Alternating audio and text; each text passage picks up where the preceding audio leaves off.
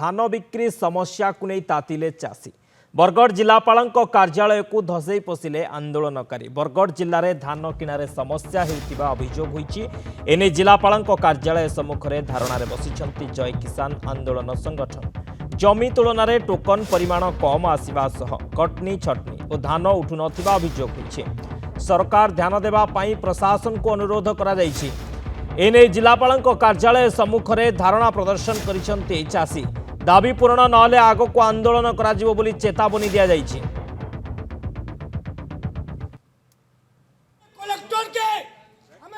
जिलापाल कार्यालय को धसई पशिले चाषी सरकार ध्यान देवा पाई प्रशासन को दाबी धान बिक्री समस्या को नहीं तातिछंती चाषी चाषी माने आंदोलन को ओह्लाइछंती बरगढ़ जिलापाल कार्यालय को धसई पशिबा को चेष्टा करिसेंती। पूर्व वर्ष मान के मंडी खुलबार पूर्वर से टोकन मिली जाऊला 25 दिन हो गला पर भी अधा अधि चाषी को एवं तक टोकन नहीं मिले। दुई नंबर कथा हूँ प्रत्येक मंडी रे ई वर्ष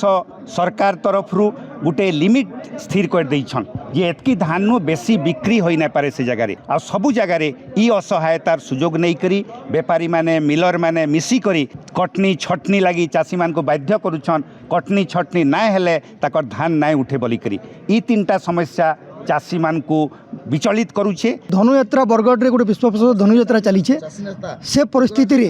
कौन बरगढ़ जिले में अप्रीतिकर परिस्थिति सृष्टि नहीं हो आम शांतिपूर्ण भाव में गणतांत्रिक धारा आंदोलन करवा जाचु किंतु जदि आम समस्यार समाधान है आम आईन अमान्य भी आंदोलन करमु। हिमांशु नंद बरगढ़ रिपोर्टर आम सहित फोन लाइन जोड़ी होती अधिक अपडेट दबा। हिमांशु चाषी माने आंदोलन को ओह्लाउछंती जिलापाल ऑफिस आगे विक्षोभ ऑफिस घेराव करिसेंती धसई पशिबा को चेष्टा करिसेंती चाषी कौन चित्र देखुछंती कौन दाबी से मानकर निहाती भाव देखो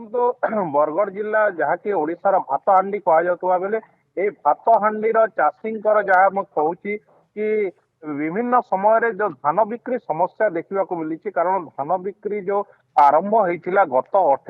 28 तारीख रू केते दिन भीतर विभिन्न समय अचलावस्था देखा मिलता वर्तमान समय देखा जदि चाषी मैंने आज जिलापाल ऑफिस को धसई पशिबा बोली गोटे दृश्य देखा मिली जिलापाल ऑफिस गेट को जोटा कि वर्तमान समय सब बड़ विषय जो चाषी मान टोकन आसी किंतु से टोकन जमी तुलन में कम आसी चाषी मान जहाँ अभियोग रोचे सहित जदि कहवा जो टोकन बहु चाषी वर्तमान समय आसी ना आउ जो चाषी मान धान वर्तमान हो सारी किंतु से टोकन टी फेब्रुआरी मास पर्यंत आसीथिबा अभियोग करछंती तेबे ठीक भाव से किभली भाव धान बिक्री करें से आशंका सब प्रकाश पाऊँ चाषी मान प्रमुख दाबी रोचे टोकन ठीक हिसाब से आसू जमी तुलन में कम टोकन न आसू एवं चाषी को ठीक समय जदि टोकन दिज्व ताहले ठीक भाव से बिक्री करें जद्वारा कि जहाँ बिक्री करें यही टंका को लेकिन जोटा धार करज करेंगे पैठ करेंगे किंतु ये जब देखा चाषी जो समस्या रही जो समस्या भितर चाषी मान वर्तमान गति कर विभिन्न समय विभिन्न ऑफिस दौड़ा बोली दृश्य बरगढ़ जिले में देखा मिली वर्तमान धारणा जारी रखी जय किसान आंदोलन तरफ वर्तमान धारणा प्रदर्शन कर जहाँ आम सूचना पाई वर्तमान समय कौन वर्तमान प्रशासनिक अधिकारी माने आसी कौन आलोचना करना समय पर्यंत तेज चाषी समाधान दिगरे प्रशासन केवे तत्पर हेबो केते तत्पर हेबो एवं टोकन समस्या को किभली सॉर्ट आउट करिवो ताहाकु देखा माने रही प्रशासन तत्परता सह टोकन समस्या को सुधारी देवा नवेदन कर बारंबार से प्रतिदिन प्राय जोगाण ऑफिस को आसुंच किसी ना किसी चाषी आसिक समस्या जनाऊँ ए दिगरे प्रशासन भूमिका कौन रगामी दिन में गोटे प्रश्नवाची सृष्टि होती आहरी जदि कहवा यही जो कटनी छन्नी बोली समस्या रोकुवा चाषी मैंने आज अभियोग आनी तेज अंडर रेट शिकार होवार आशंका कर कारण धान जो एमएसपी मूल्य एवं जो इनपुट सहायता मूल्य ठारू कम दाम रे बिक्री को पड़ो बोली ठीक समय टोकन आसो से समस्या देखिए गति करेंगे कम रेट रे जहाँकि 1400-1500 टंकार बिक्री करने को पड़ो बोली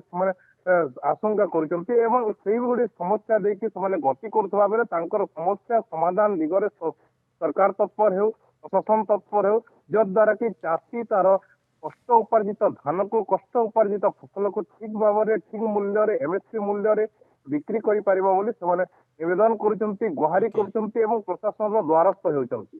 ओके बहुत बहुत धन्यवाद हिमा।